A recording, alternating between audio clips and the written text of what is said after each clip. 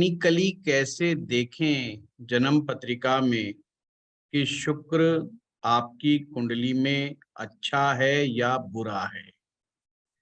तो जब आप ये देखने के लिए जाते हैं तो आपको एक चीज का विशेष ध्यान रखना है कि शुक्र के शत्रुओं का ध्यान रखना है। और शुक्र ग्रह के लाल किताब के अनुसार 3 शत्रु ग्रह हैं। कौन कौन से हैं वो? सूर्य, चंद्रमा और राहु। सूर्य, चंद्रमा और राहु, ये 3 ग्रहों को आपने याद रखना है। अब चीज समझ में आ गई कि 3 शत्रु हैं। सूर्य है, चंद्रमा है और राहु है। अब शुक्र जो है ये किससे मिलकर के बना है? ये कैसे आया है, कैसे क्या है, बताएंगे आप? गुरुजी जो कल किया था उस हिसाब से राहु और केतु अच्छा मिल ठीक है, करके। और अलग हट करके बताएं तो प्रयास करो, मैं देखता हूं किसको याद अच्छा रहता है। बहुत इजी क्वेश्चन है ये, कौन बताएगा? सिंपल सी बात है, शुक्र तो बुध से बना है ना। बुध का मतलब क्या होता है? बेटी, छोटी कन्या। लाल किताब में छोटी कन्या को हम बुध कहते हैं, और वो कन्या ही तो बड़ी होकर के औरत बनेगी। शुक्र क्या है? शुक्र तो औरत है। जब भी बुध यानी कि बेटी मैच्योर हो जाती है तो माता पिता उसकी शादी कर देते हैं। यानी कि बुध जब मैच्योर हो जाता है तो शुक्र बन जाता है। लाल किताब के अनुसार बुध को मैच्योरिटी देने का काम शनि ग्रह करता है। जब कहते ना बच्ची सियानी हो गई है, अब इसका ब्याह कर दो, यानी कि अब इसमें मैच्योरिटी आ रही है, अब इसको शुक्र की जरूरत है। ये यानी कि खुद शुक्र बन गई है और अब इसको विवाह की आवश्यकता पड़ गई है। जब आप ये छोटी छोटी चीजें ना, लाल किताब बहुत ही कॉमन सेंस वाली बातें बताता है जो अपने को दूसरी जगह से नहीं पता चल पाती है।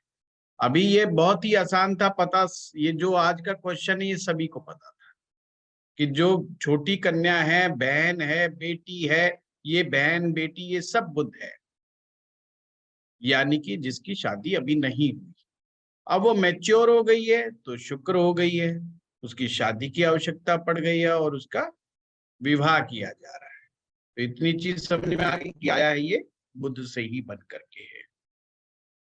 अब जो ये शुक्र ग्रह है, अब इसका ध्यान क्या रखना है?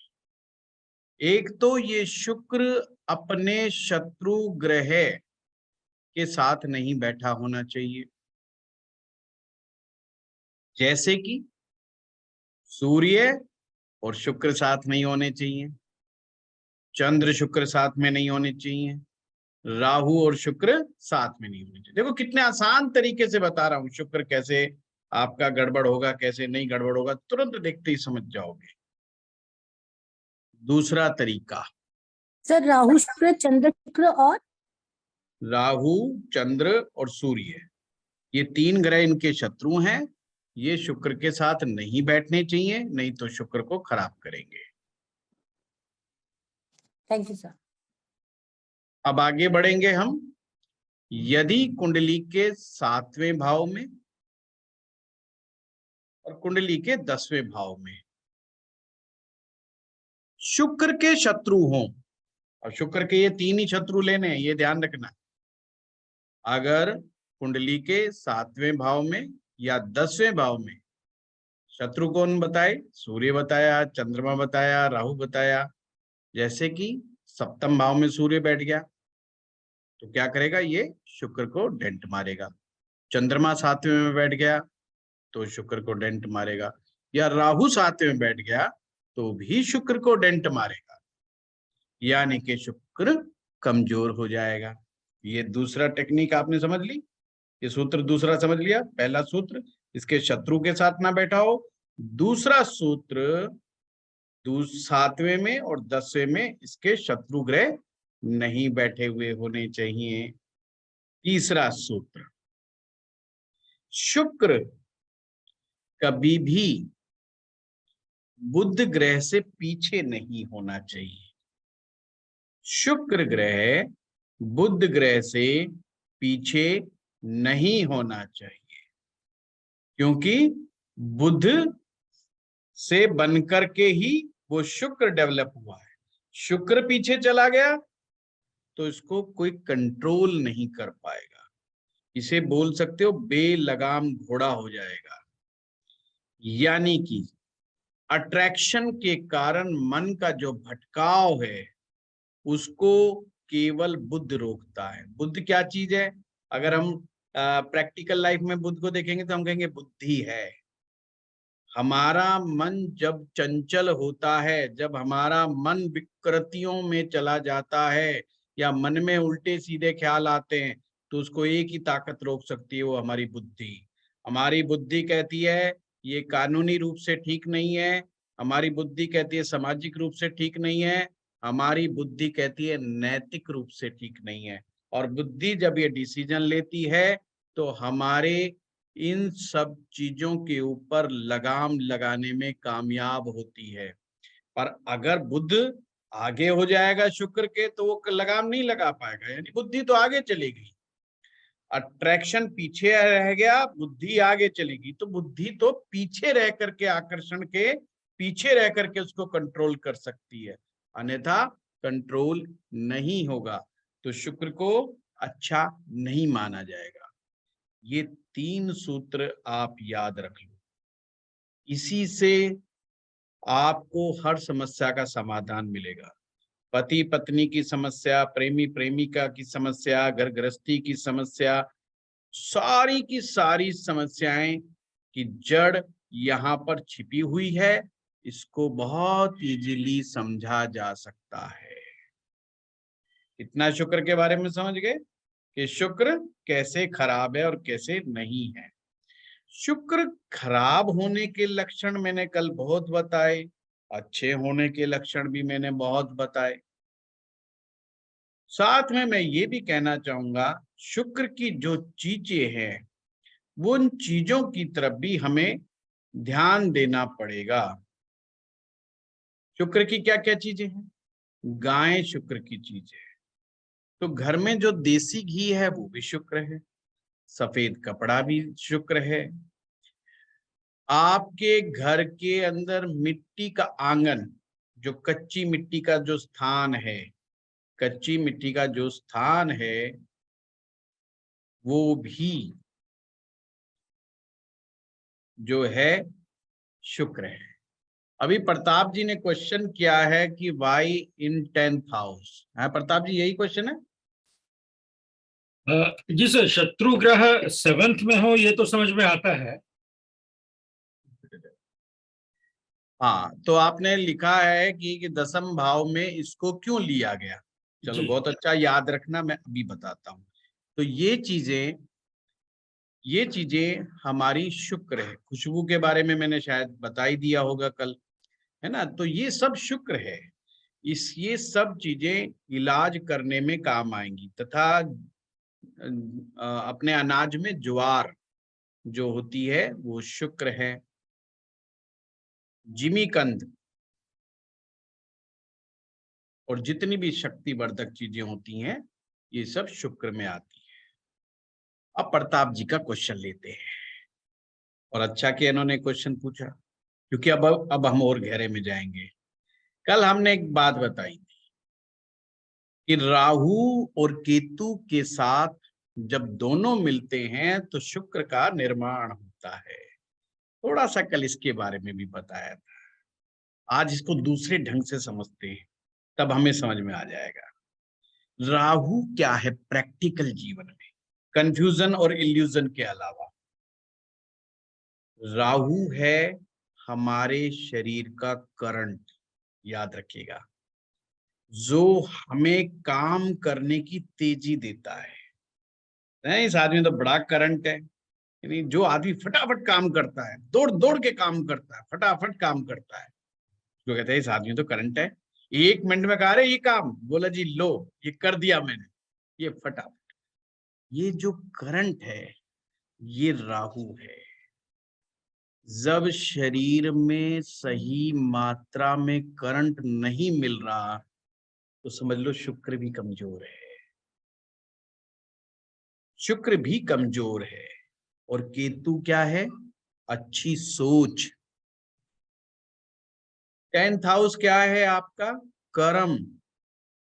10th हाउस क्या बताता है? आपको कर्म करने की एनर्जी बताता है कि आपकी एनर्जी का इस्तेमाल आप अपने जीवन में कामयाब होने के लिए कैसे करेंगे। एनर्जी कहां से आती है? 10th भाव से। सूर्य भी क्या देता है आपको? एनर्जी देता है, परंतु सेकंडों में चीजों को सोच लेने की शक्ति, सेकंडों के हिसाब से सोच लेने की शक्ति और काम को बहुत तेजी से कर देने की शक्ति केवल और केवल राहु के पास आती है। इसीलिए राहु को करंट कहा गया है। जो हमारी करंट की तारें कभी वास्तु में आ जाए तो उसको राहु के साथ जोड़ करके देखना, कभी भी दिक्कत हो, किसी को करंट से लग करके परेशानी हो तो राहु का उसमें रोल होगा। ठीक है, एक अक्सर मैं चीज बताता हूँ, इसीलिए वास्तु में एक चीज बहुत गलत बताई गई है। क्या? जैसे आपने देखा होगा कुछ लोगों के यहाँ तस्वीरें लगी होती हैं और तस्वीरों पर वो लाइटिंग लगा देते हैं, मतलब लड़ियां जो आती है ना वो दिवाली पे चलने वाली, अक्सर देवी देवता के चित्र पर या माता पिता के चित्र पर या कभी तो बच्चों की फोटो भी लगा। ये चीज बहुत गलत है और जो जिंदा लोग हैं उनकी तो बिल्कुल नहीं लगानी चाहिए। यानी कि उसे माना जाता है कि आपने राहु लपेट दिया चारों तरफ से। जिसकी तस्वीर के ऊपर ये राहु लिपट गया उसको राहु से संबंधित प्रॉब्लम्स हो जाएंगी। और अगर आपने जो व्यक्ति गुजर चुके हैं संसार में नहीं है उनकी तस्वीर पे अगर आप लपेटेंगे तो भाई पितृ दोष, उग्र पितृ दोष में कन्वर्ट हो जाएगा। पितृ आपको बहुत ज्यादा मात्रा में परेशान करने लग जाएंगे, इसलिए करंट है। 10th भाव ऊर्जा से को है, इसीलिए हमारी ऊर्जा का प्रवाह, ऊर्जा देने वाले 2 विशेष ग्रह हमारे माने जाते हैं। जो हमारी जवानी का जोश का प्रतीक है वो मंगल है, वो हमारा शुक्र है। अब इसके अंदर जब इसके शत्रु ग्रह, शुक्र के शत्रु ग्रह राहु का काम है, जब राहु शुक्र का मिलन होता है तो वो करंट कम या ज्यादा होता रहता है। इसलिए राहु शुक्र के मिलन को अच्छा नहीं मानते। या तो वो करंट बहुत तेजी से प्रवाहित हो जाएगा, ऐसा आदमी बहुत जल्दबाजी में, बहुत इम्पेशंस वाले काम, फटाफट क्षणिक काम करने के अंदर लग जाएगा, ये गलत डिसीजंस मेकिंग करवाता है। अगर राहु का सही मात्रा में करंट शरीर में आ रहा है तो शरीर आपका जवान रहेगा, स्वस्थ रहेगा, अन्यथा वो व्यक्ति को बीमार कर देगा। अब चीज क्लियर आई आपको? समझ में आ रहे हैं? क्योंकि शुक्र भी एनर्जी है, उसका पहला पार्ट राहु वाला टोटल एनर्जी को लेकर के चल रहा है, पर करंट वाली एनर्जी है, फटाफट वाली एनर्जी है, तुरंत मिजाज वाली एनर्जी है। भाई हम कहते हैं शुक्र जवानी का प्रतीक है, शुक्र खूबसूरती का प्रतीक है, शुक्र जोश का प्रतीक है, पर ये जोश आज दे कौन रहा है, ये करंट दे कौन रहा है? सूर्य और मंगल तो सारी जिंदगी एनर्जी देंगे, परंतु ये वाली एनर्जी एक समय के बाद नहीं मिलेगी आपको, एक उम्र जाने के बाद नहीं मिलेगी और उम्र आने से पहले भी नहीं मिलेगी आपको। ये दोनों ही बातें हैं। और हम सक्सेस भी होते हैं 10th भाव के प्रभाव। जब इसी ग्रह के शत्रु यानी कि सूर्य यहां पर आएगा 10th भाव में तो भी ऊर्जा को बढ़ा देगा, चंद्रमा 10th में आएगा तो मानसिक ऊर्जा को बढ़ा देगा, और राहु आ जाएगा तो पूरा इम्बैलेंस कर देगा। यही कारण है जिन लोगों की जन्म पत्रिकाओं में 10th भाव में राहु होता है वो कई कई धंधे बदलते रहते हैं। अब बार बार धंधा कौन बदलेगा? जिसमें पेशेंस नहीं होगा, जिसमें धैर्य नहीं होगा। कोई 1 साल किसी काम को करेगा, अगर 1 साल में रिजल्ट नहीं आया तो तुरंत छोड़ के बैठ जाएगा। बार बार नौकरियां बदलना, बार बार धंधा बदलना, बार बार कंसेप्ट बदलना, ये दसम का राहु करता है। और लाल किताब ने सूर्य और चंद्र का 10वें में बैठना कोई अच्छा नहीं माना। वो बात अलग है कि लाल किताब का कंसेप्ट है कि शनि का भाव है, शनि का भाव है। शनि और शुक्र आपस में परम मित्र है, इस चीज को समझना। यानी कि जो शुक्र को मदद कौन पहुंचा रहा है, क्योंकि लाल किताब में तो मदद का कंसेप्ट है। कल को शुक्र फंसेगा तो मदद कौन देगा? मदद तो शनि देगा सबसे ज्यादा। या उसका मित्र कौन है? और बुध मित्र है, क्योंकि बुध से बन के आया है वो, और उसका शनि मित्र है। अब शनि भी फंसा दिया आपने। 10वें घर में जो ये 3 शत्रु हैं, ये तीनों के तीनों शनि के भी शत्रु हैं। सूर्य शनि का शत्रु है, चंद्रमा शनि दुश्मन है, और राहु भी इसका शत्रु है।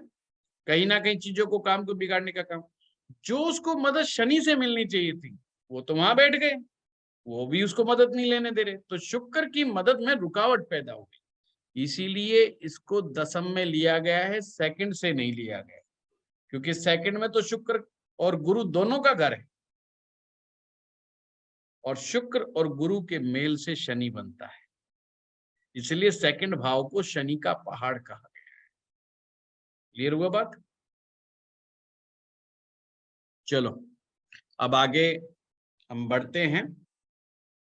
तो ये हमने शुक्र को खराब होने के 3 सूत्र आज आपको बताए कि इन 3 सूत्रों को देख लो और पहचान लो। लक्षण कल मैंने आपको बता दिए थे।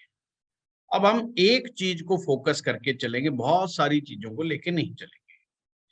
शुक्र की खराबी रिलेशनशिप की खराबी मानी जाती है, पति पत्नी के संबंधों की खराबी मानी जाती है, क्योंकि शुक्र अगर किसी व्यक्ति का खराब होगा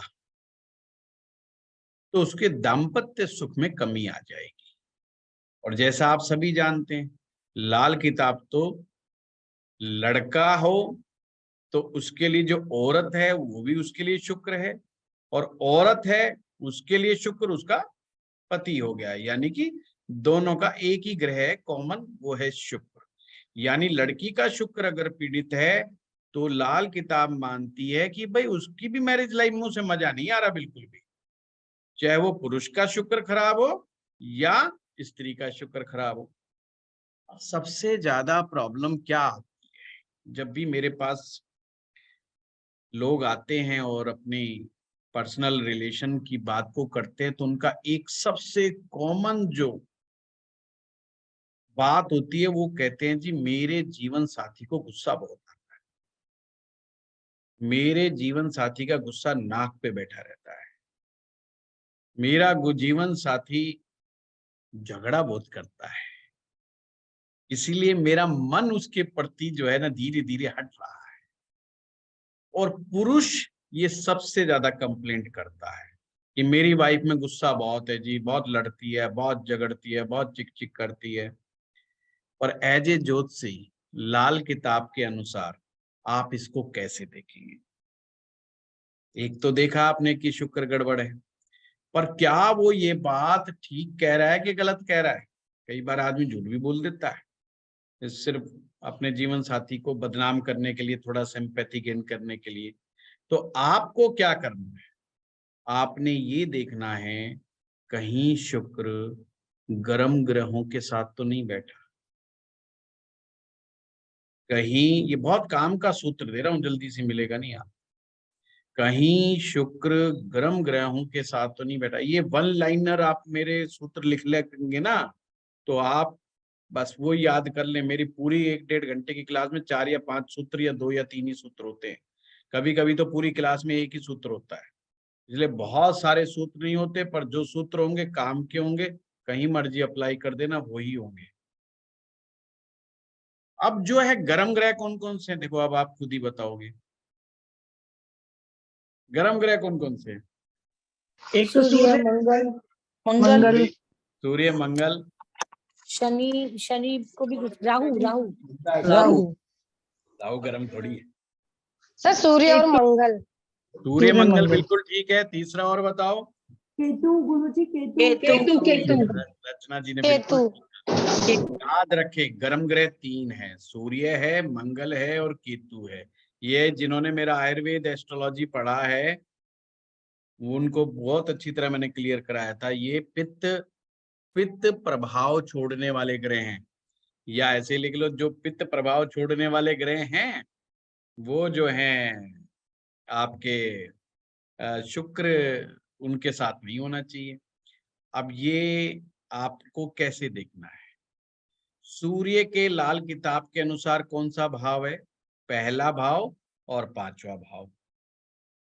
पहला भाव और पांचवा भाव, यानी कि शुक्र पहले भाव और पांचवें भाव में नहीं होना चाहिए। अगर पहले में और पांचवें में तो भी उसकी पत्नी गुस्से वाली मिलेगी और उसको इरिटेट बहुत करेगी। पहला और पांचवा। मंगल का कौन सा भाव है? पहला और आठवां। बहुत बढ़िया, आप बिल्कुल सही कर रहे हैं। यानी पहले भाव में और आठवें भाव में। सर तीसरा भाव भी तो मंगल है। तीसरे मंगल भाव में भी तो कारक मंगल है, ही कारक है, पर उसमें बुध का रोल बहुत है तीसरे भाव में। यहाँ हम राशि से ले रहे हैं। पहले भाव में सूर्य उच्च का हो जाता है और पांचवा भाव सूर्य की जड़ है, यानी कि उसकी राशि है, मूल राशि है। और केतु कौन सी राशि का स्वामी है? वृश्चिक राशि का स्वामी है। 8वां घर से। तो क्या बना? पहले भाव में, पांचवें भाव में, आठवें भाव में अगर किसी की कुंडली में पहले, पांचवें और आठवें में है तो उसके जीवन साथी में गुस्सा बहुत होगा। तीसरा सूत्र, सूर्य शुक्र साथ में बैठे हों, मंगल शुक्र साथ में बैठे हों, केतु शुक्र साथ में बैठे हों, तो भी जीवन साथी का गुस्सा नाक पे बैठा रहता है। सर ये रिपीट कर दो प्लीज। शुक्र सूर्य के साथ बैठा हो, यानी कि गर्म ग्रह के साथ, मंगल शुक्र एक साथ बैठा हो और केतु शुक्र एक साथ बैठे हो, जबकि केतु शुक्र मित्र हैं, ये ध्यान रखना। उसके बावजूद उसकी गृहस्थ जीवन पे फर्क नहीं पड़ेगा, पर उसकी वाइफ का गुस्सा, मैं यहाँ पे बता रहा हूँ, उसके जीवन साथी का गुस्सा ज्यादा तेज होगा कि नहीं होगा, वो डोमिनेट करेगी कि नहीं करेगी, इरिटेट करेगी कि नहीं करेगी। ये इस चीज के लिए मैंने आपको बहुत बढ़िया सूत्र दिया है। सिर्फ गर्म ग्रहों को याद रख लो, और जैसे ही शुक्र का संबंध, चाहे दृष्टि संबंध बने, ये भी ध्यान रखना, मैंने दृष्टि संबंध नहीं बताया, परंतु अगर दृष्टि संबंध बन जाए तो भी ये चीज मानी जाएगी। मान लीजिए सेकंड हाउस में मंगल बैठा है और छठे भाव में शुक्र बैठा है, तो मंगल ने दृष्टि दे दी ना शुक्र को। इसी प्रकार से मंगल तीसरे भाव में बैठा है, शुक्र 9वें में बैठ गया या 11वें में बैठ गया, मंगल ने वहां से बैठ के दृष्टि दे दी। या सूर्य 5वें में बैठा है, ये शुक्र 9वें में बैठा है, तो उसने दृष्टि दे दी। तो जो दृष्टि के नियम सिद्धांत भी लगा लेना और साथ में नियमों को भी लगा लेना, अगर दोनों का मेल हो जाएगा तो जीवन साथी की जो प्रॉब्लम थी, जो मैंने आप लोगों को बताई थी गुस्से वाली, ये आपको साक्षात दिखाई देगी। अब हमें यहाँ पे समझना है शुक्र का खराब होना क्या है, शुक्र का बहुत अच्छा होना क्या है। शुक्र का खराब होने से और शुक्र के पीड़ित हो जाने से, क्योंकि शुक्र टक्कर भी तो खा सकता है। अब कोई पीछे का टक्कर, यानी कि कोई ग्रह है 8वें से आकर के टक्कर मार के शुक्र को बर्बाद कर देते। जब हम कहते हैं कि शुक्र को टक्कर लग गई, शुक्र को बर्बाद कर दिया, तो शुक्र जो है अगर शादीशुदा इंसान है तो उसकी वाइफ की हेल्थ के लिए बहुत डेंजरस हो जाएगा, मैरिज लाइफ को तबाह भी कर सकता है। खराब शुक्र वो है जिसमें जोश की कमी है, खराब शुक्र वो है जिसमें जोश की कमी है, अगले में जोश ही नहीं है। कैसे होंगे वो लोग? वो हमेशा ये दिखाने की कोशिश करेंगे कि हम बहुत ज्यादा आध्यात्मिक हैं। हम फिल्म नहीं देखते, हम मूवीज नहीं देखते, हम सारा दिन पुस्तक का अध्ययन करते हैं, हम लड़की तो बिल्कुल ही नहीं देखते, औरत से तो हम बहुत दूर रहते हैं, औरत के तो हम दर्शन भी नहीं करते। समझ लेना, ये शुक्र के कमजोर होने के लक्षण हैं। और अगर किसी औरत ने गलती से उनके साथ दोस्ती का हाथ बढ़ा दिया तो उछल के भाग जाएगा। ये उसके शुक्र के खराब होने का लक्षण है। अगर शुक्र बुध से पीछे हो गया तो जोश में होश खो बैठेगा, सफलता हासिल करता हुआ भी ऐसी गलती कर बैठेगा जो उसको बैकयार्ड में ले जाएगी, मतलब पीछे धकेल देगी लाइफ। ऐसे लोगों को सावधान रहने की आवश्यकता होती है, जिनका शुक्र बुध से पीछे होता है। उनको सावधानी की बहुत आवश्यकता है, नहीं तो ऐसे लोग कभी भी फंस सकते हैं। शुक्र की कमजोरियां, साथ में राहु का मिलन, मंगल का मिलन अनैतिक संबंधों की तरफ लेकर के जाते हैं, नाजायज संबंधों की तरफ लेकर के जाते हैं। सर काइंडली रिपीट कर दीजिए। हाँ, शुक्र के कमजोर शुक्र के साथ, फिर मैं कह रहा हूं कमजोर शुक्र के साथ राहु का मिलन, मंगल का मिलन आदमी को अनैतिक संबंधों की तरफ लेकर के जाते हैं। तो पहले चेक करना है कि शुक्र कमजोर है कि मजबूत है, फिर चेक करना है कि कहीं राहु के साथ संबंध तो नहीं बना लिया, मंगल के साथ तो नहीं बना लिया। अब यहाँ पर एक क्वेश्चन का आंसर आपको और मिला। कुछ लोग कहेंगे मंगल शुक्र का मिलन बहुत ही वाहियात, और कुछ लोग कहेंगे मंगल शुक्र का मिलन बहुत अच्छा। तो ध्यान रहे, अगर कुंडली में शुक्र मजबूत है और मंगल और शुक्र एक साथ हैं, इट्स बेस्ट योग for the happy marriage life, best योग फॉर हैप्पी मैरिज लाइफ। इन लोगों के शारीरिक संबंध एक लंबी उम्र तक चलते हैं। अगर शुक्र कमजोर है और मंगल के साथ मिलन है, ये लोग 36 साल की आयु के बाद बूढ़े नजर आते हैं और 36 से पहले पहले सेक्सुअली बर्बाद हो चुके होते हैं। गलत रास्ते पर चलकर, अलग अलग साधन अपना करके ये चीजें खराब कर बैठते हैं। अपना पैसा, अपना मान सम्मान सब कुछ गवा सकते हैं। तो कुल मिलाकर के ये देखना है शुक्र कमजोर तो नहीं। शुक्र कमजोर नहीं, फिर खतरा इतना ज्यादा नहीं है। दोनों के प्रेम संबंध, अगर शुक्र अच्छा है, पति पत्नी के प्रेम संबंध, इमोशनल संबंध बड़े अच्छे बने रहेंगे। अगर किसी का शुक्र कमजोर है तो भी उसकी पत्नी को इरिटेशन, फ्रस्ट्रेशन, अग्रेशन बना रहेगा, क्योंकि वो व्यक्ति उसे सुख देने में सक्षम नहीं। और जो पुरुष सुख देने में सक्षम नहीं होता, उसके साथ स्त्री का टिकना मुश्किल हो जाता है। इसीलिए शुक्र ग्रह बहुत इंपॉर्टेंट है। इसलिए हर व्यक्ति को अपने शुक्र का प्रभाव बढ़ाना चाहिए। यानी कि हमारे शरीर सप्त धातुओं से मिलकर के बना है, और जिसमें सबसे लास्ट की धातु वो शुक्र धातु है। शुक्र धातु को मजबूत बना करके रखना चाहिए। शरीर में कैल्शियम की कमी, वीर्य की कमी कभी भी नहीं होने देनी चाहिए, अन्यथा शुक्र की कमजोरियां बहुत परेशान करने लग जाती है।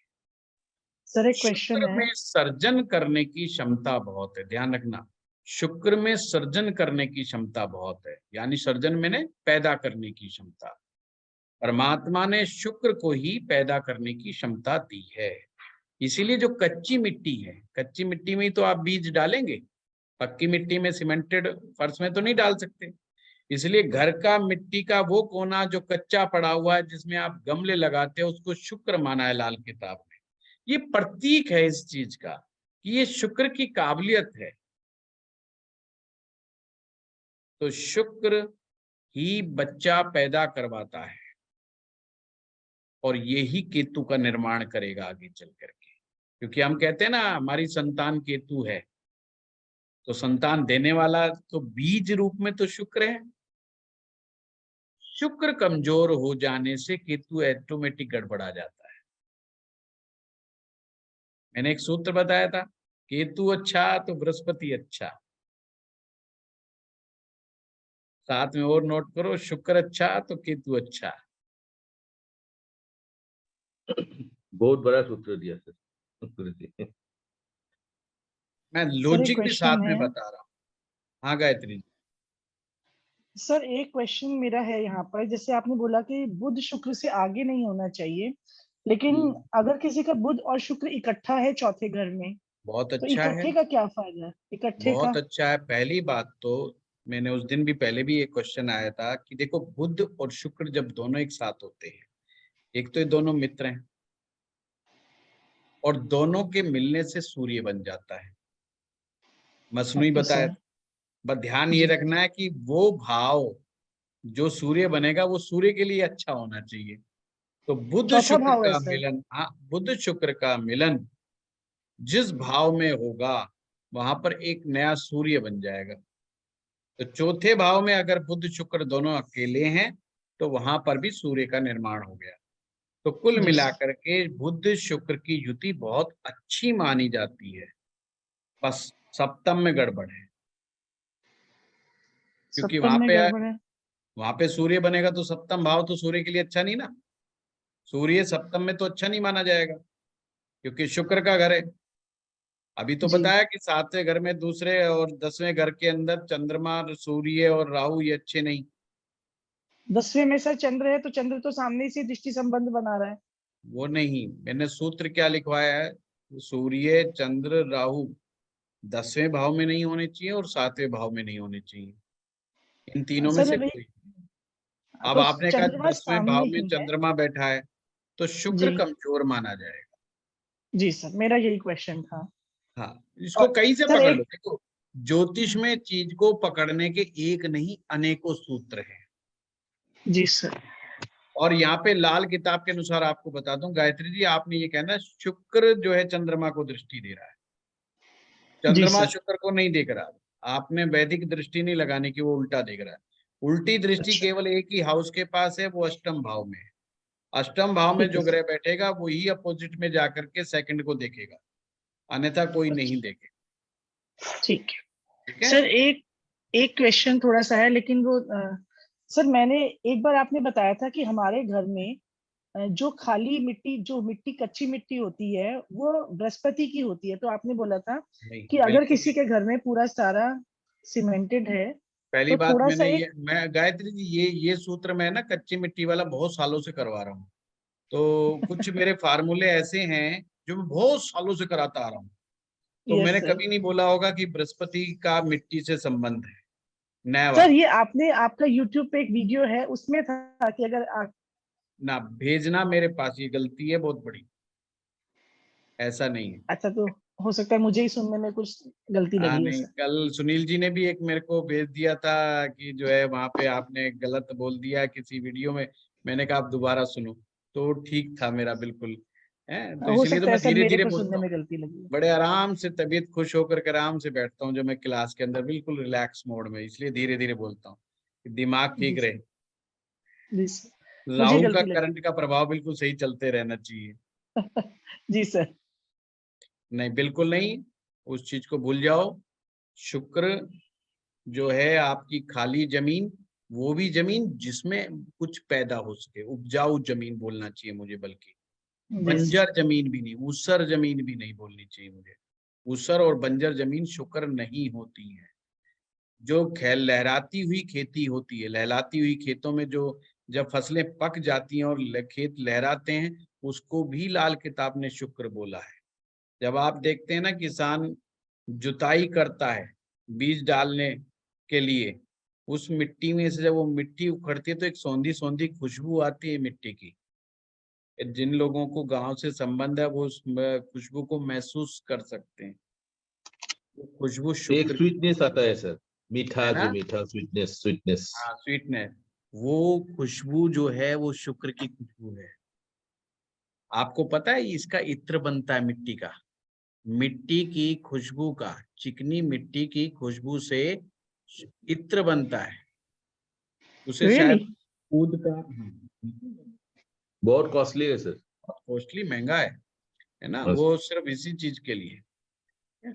तो ये जो है ना शुक्र है, जिसमें अंकुरित होने की क्षमता, किसी को अंकुरण देने की क्षमता, वो मिट्टी जिसमें आप कुछ डालो और बीज अंकुरित हो जाए।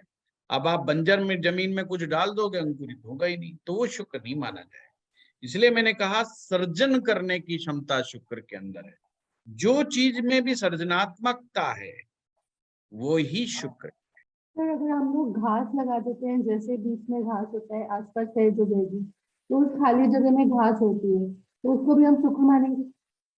देखो, दो होती है रचना जी, हाँ, एक घास होती है और एक दुर्वा होती है, दुर्वा होती है। हाँ जी, दोनों में अंतर है। हाँ जी, दुर्वा केतु है, हाँ जी, दुर्वा ठीक केतु है। हाँ, इसलिए जब केतु का वैदिक मंत्र पढ़ते हैं उसमें दुर्वा के बारे में ही बताया गया है, क्योंकि हर पोरे से उसमें से नई घास निकलती, उसमें इतनी ज्यादा क्षमता है कि जहां पर भी छोटी सी गांठ बन जाएगी ना दुर्वा में, वहीं पे एक नई दूब निकल आती है। वो इतनी मतलब उसमें सर्जन क्षमता है कि हर गांठ से चीजें निकल जाती है, इसलिए उसमें शुक्र का प्रभाव है और इसलिए उसको केतु माना गया। गणपति जी का पूजन करते हैं तो हम दुर्वा अर्पित करते हैं, गणपति जी को दुर्वा इसीलिए अर्पित की जाती है।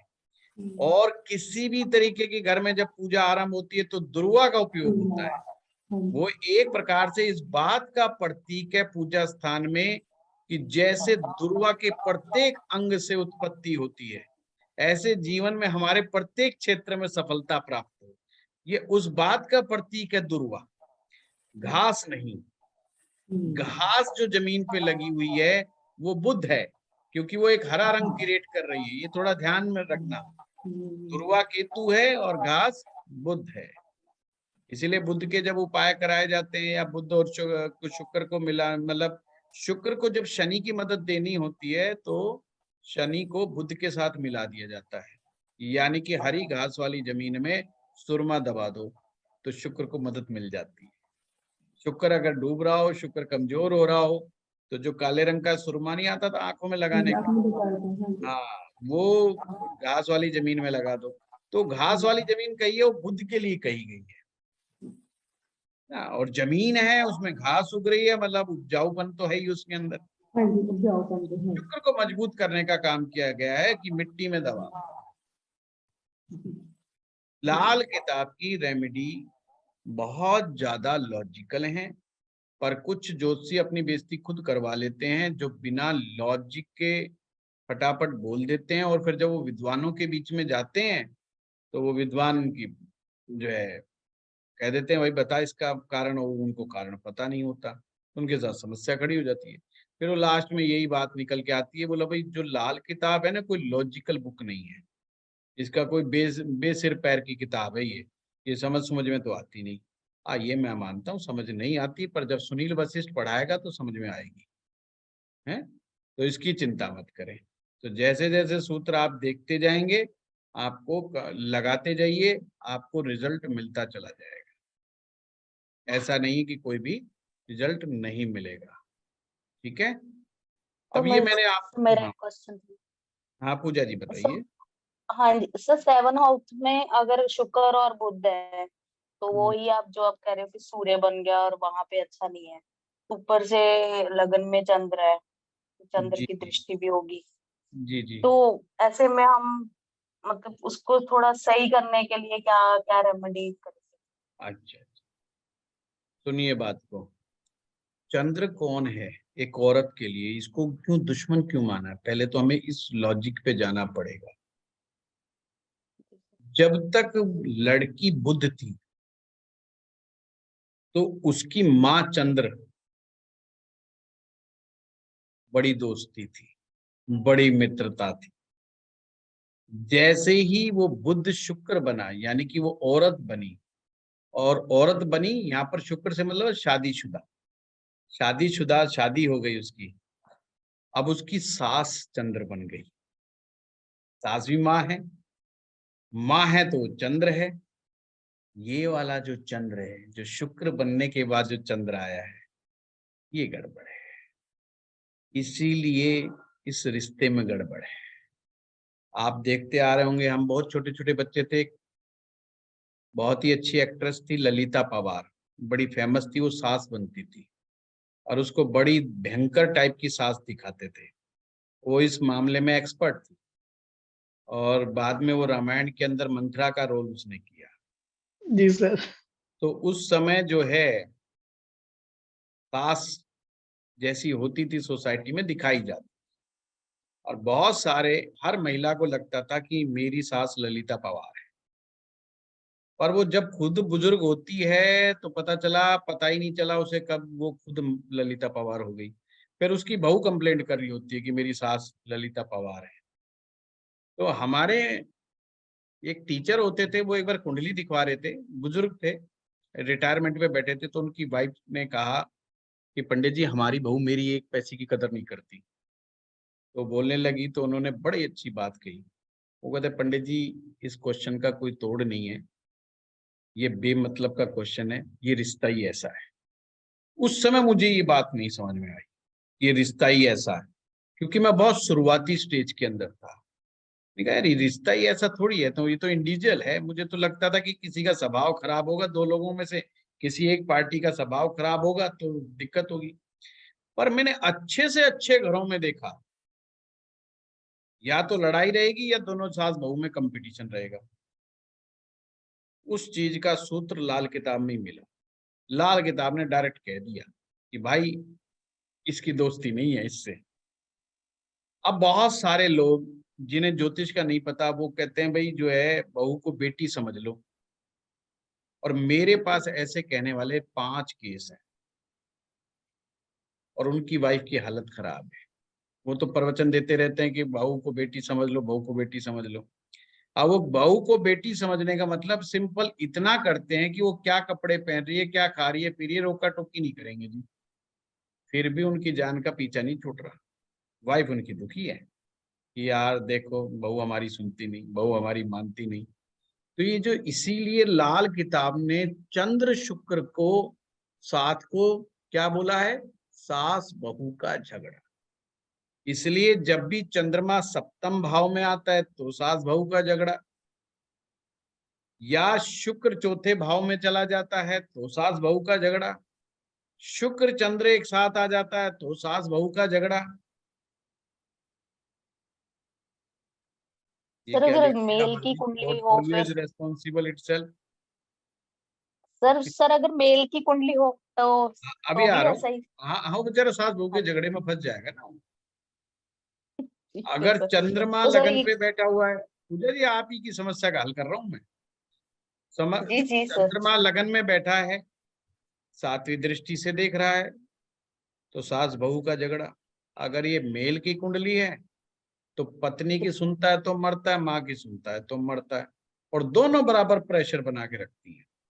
इसे ही कहते हैं सास बहू का झगड़े में छोरा परेशान हो गया। जिस लड़के की कुंडली में ऐसा मिलन कहीं पर भी है तो ये समझ लेना वो बेचारा दोनों पार्टी से दुखी है, पर बोल किसी के सामने नहीं सकता। कमाल की बात तो ये है, ना वो अपनी वाइफ को कुछ बोलेगा, रखेगा मन में, ना माँ को बोलेगा कि माँ मैं तेरे से दुखी हूं। दुखी दोनों से रहेगा पर बोलेगा नहीं मुंह से।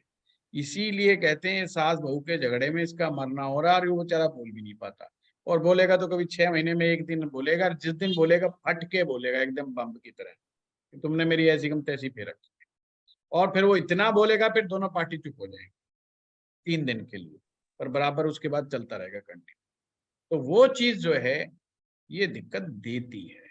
अब पूजा जी ने कहा अगर ऐसा संयोग बन जाए तो क्या किया जाए, तो यहाँ पर उसे डिसाइड करना है, एक ग्रह को कमजोर करना है, एक को मजबूत करना है। एक को मजबूत करना है, एक को थोड़ा सा कमजोर करना है। कमजोर करने का मेरा तात्पर्य ये नहीं कि उसकी चीजें लेकर के बहते जल में प्रवाह कर दो, ऐसा मत कर दे, नहीं तो माँ की तबीयत खराब हो जाएगी। माँ से आशीर्वाद लेना शुरू कर देना है और अपने शुक्र की स्ट्रेंथ को बढ़ाना शुरू कर देना है। शुक्र की स्ट्रेंथ कैसे बढ़ेगी? शुक्र की स्ट्रेंथ बढ़ेगी कि गोंद के लड्डू का नाम सुना होगा ना, गोंद के लड्डू। गोंद आता है एक, है देसी घी में भून करके, आटे में भून करके, मेवा पंच मेवा डालो, बढ़िया फर्स्ट क्लास। हफ्ते में 2 दिन 3 दिन पति पत्नी दोनों मिलकर के खाएं। अपने पूजा स्थान में या अपने ड्राइंग रूम में शाम के समय, अंधेरे के समय देसी घी का दिया जरूर जलाएं और गाय का देसी घी जरूर खाएं अपने खाने में। जैसे हम कहते हैं ना कि भाई बृहस्पति को ठीक करने के लिए केसर डाल करके खाओ, दूध में केसर डाल के खाओ, तो यहाँ ये समझ लो कि देसी घी का सेवन करना है, गाय की देसी घी का। पर भाई कोलेस्ट्रॉल लेवल वगैरह चेक करा लेना, कहीं कहते हैं ना गुरुजी ने कह दिया हो, वो अपना चेक जरूर करा लेना, उसके हिसाब से थोड़ा डॉक्टर गाइडेंस ले लेना। और वैसे भी मैं बता दूं, गाय के देसी घी में कोलेस्ट्रॉल लेवल बहुत ही कम होता है, ना के बराबर होता है, फिर भी उसके बावजूद कह देना ठीक है ना? क्योंकि खाएंगे तो नमकीन भुजिया और नाम थोड़े से 1 चम्मच लेके फिर कहेंगे कोलेस्ट्रॉल बढ़ गया। वो बढ़ाया तो था ट्रांस फैट ने कोलेस्ट्रॉल, और नाम जो है गुरुजी का बदनाम। तो मैं पहले ही इस चीज को क्लियर कर दूं।